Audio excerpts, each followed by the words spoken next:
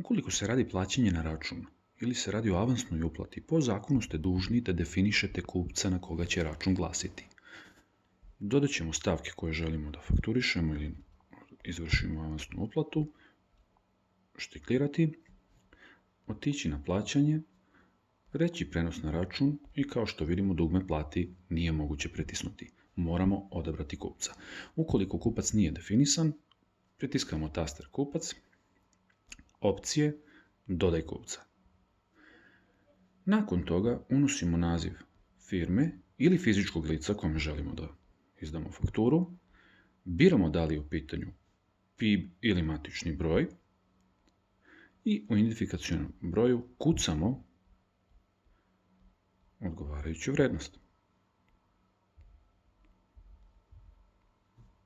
Nakon toga štikliramo kako bismo potvrdili i snimili. Tastaturu možemo skloniti tasterom back, strelica unazad. Prebacujemo prenos na račun, kupac se pojavljuje, pritiskamo dugme plati i PIB kupca će izaći na fiskalnom računu.